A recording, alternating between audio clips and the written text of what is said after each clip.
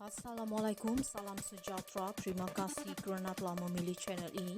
Jangan lupa tekan butang like, komen, subscribe dan share untuk Pilih Mahathir, kesilapan Hussein On paling besar. Lim. Kesilapan memilih Dr. Mahathir Mohamad sebagai pemimpin nombor 2 UMNO mengubah hala tuju negara, kata pemimpin DAP itu.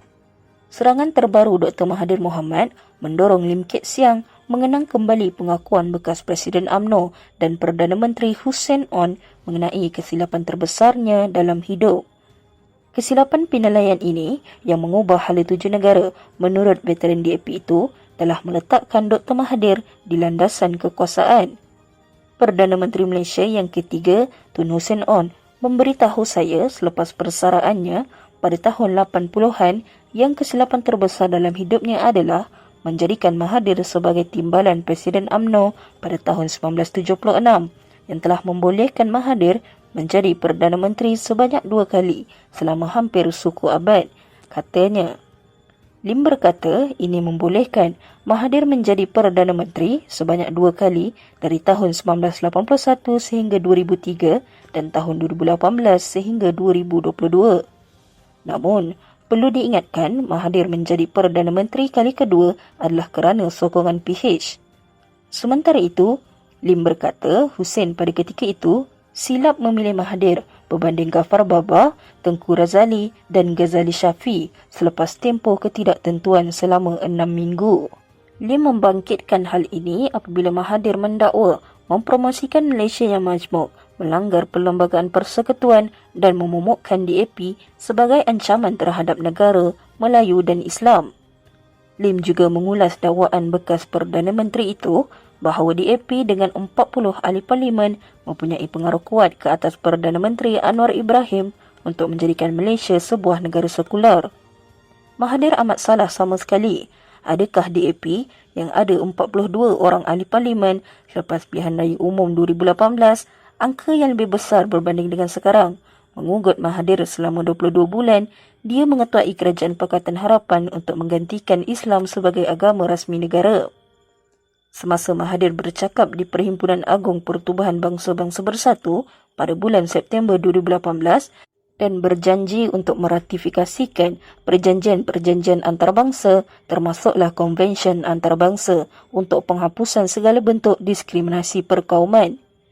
DAP tidak tahu menahu tentang apa-apa cadangan ini, walaupun DAP kemudiannya dijadikan sasaran untuk dipersalahkan dan dituduh sebagai kononnya anti-Melayu, anti-Islam dan anti-Raja, tambahnya pada satu kenyataan.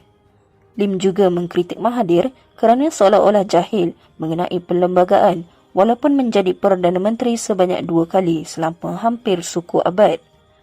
Perkara 3-1 menyatakan Islam ialah agama bagi persekutuan, tetapi agama-agama lain boleh diamalkan dengan aman dan damai di mana-mana bahagian persekutuan.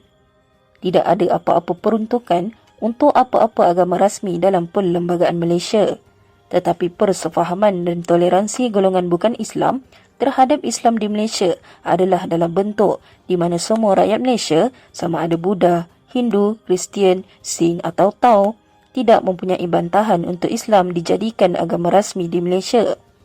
Perkara yang sama juga terpakai kepada DAP, katanya lagi. Lim berkata dia gagal memahami bagaimana Mahathir boleh membuat kesimpulan bahawa mempromosikan Malaysia sebagai negara berbilang kaum bertentangan dengan perlembagaan. Adakah Mahathir mengatakan bahawa wawasan 2022 dan 9 cabaran strategiknya juga bertentangan dengan perlembagaan? 3 Perdana Menteri terawal negara, Tunku Abdul Rahman, Razak Hussein dan Hussein On berpegang dengan idea negara majmuk. Boleh lihat kepada perkara 43-2, perlembagaan yang tidak meletakkan identiti kaum untuk siapa yang boleh menjadi Perdana Menteri. Sebaliknya mengatakan Perdana Menteri perlulah mempunyai sokongan majoriti ahli-ahli parlimen yang diundi rakyat.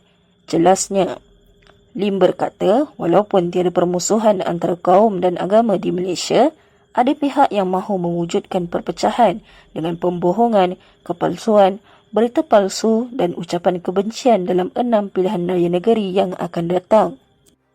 Menjadi satu tragedi apabila dalam kalangan pihak ini ada seorang individu yang pernah menjadi Perdana Menteri sebanyak 2 kali selama hampir suku abad yang telah mencipta rekod dunia dengan kehilangan deposit pilihan rayanya. Tambahnya, pada PRU 15 lalu, Mahathir mengalami kekalahan teruk di Langkawi dan kerusi parlimen itu dirampas oleh pemimpin bersatu Muhammad Suhaimi Abdullah yang mendapat 13,518 undi.